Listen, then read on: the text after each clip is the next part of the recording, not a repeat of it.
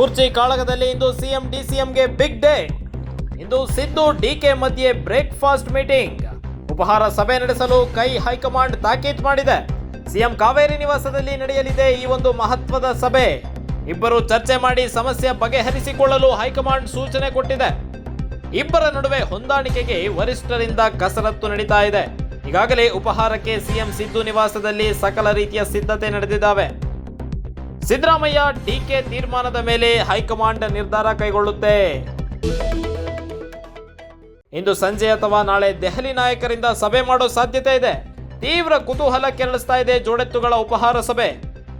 ರಾಜ್ಯದಲ್ಲಿ ಕುರ್ಚಿ ಕಾಳಗ ತಾರಕಕ್ಕೇರ್ತಾ ಇದ್ದು ಹೈಕಮಾಂಡ್ ಇದಕ್ಕೆ ಮದ್ದರೆಯಲು ಮುಂದಾಗಿದೆ.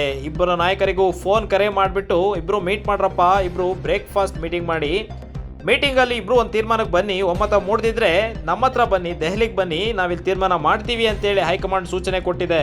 ನಿನ್ನೆ ಸಂಜೆಯೇ ಸಿದ್ದರಾಮಯ್ಯ ಹಾಗೂ ಡಿಕೆ ಶಿವಕುಮಾರ್ ಅವರಿಗೆ ಹೈಕಮಾಂಡ್ ನಾಯಕರಿಂದ ಕರೆ ಬಂದಿದೆ. ಈ ಒಂದು ಕರೆ ಮೇಲೆ ಇಬ್ಬರು ನಾಯಕರು ಸಹ ಇವತ್ತು ಬ್ರೇಕ್ಫಾಸ್ಟ್ ಮೀಟಿಂಗ್ಗೆ ಸೇರ್ತಾ ಇದ್ದಾರೆ. ಈ ಒಂದು ಮೀಟಿಂಗ್ನಲ್ಲಿ ಡಿಸ್ಕಷನ್ ಆಗುತ್ತೆ. ಸಿಎಂ ಕುರ್ಚಿ ಬಗ್ಗೆ ಇಬ್ಬರು ತೀರ್ಮಾನ ಕೈಗೊಳ್ತಾರೆ. ಅಕಸ್ಮಾತ್ ಒಮ್ಮತ ಮೂಡದೇ ಇದ್ರೆ ದೆಹಲಿ ನಾಯಕರು ಇದಕ್ಕೆ ಮದ್ದರೆಯಲು ಮುಂದಾಗ್ತಾರೆ. ನಾಳೆ ದೆಹಲಿಗೆ ಇಬ್ಬರನ್ನು ಕರೆಸ್ಕೊಂಡು ತೀರ್ಮಾನ ಕೈಗೊಳ್ಳೋ ಸಾಧ್ಯತೆ ದಟ್ಟವಾಗ್ತಾ ಇದೆ. ಸಂಪೂರ್ಣ ನ್ಯೂಸ್, ನಮ್ಮ ನಡಿಗೆ ವಾಸ್ತವದ ಕಡೆಗೆ. ಇದು ನಿಮ್ಮ ಧ್ವನಿ.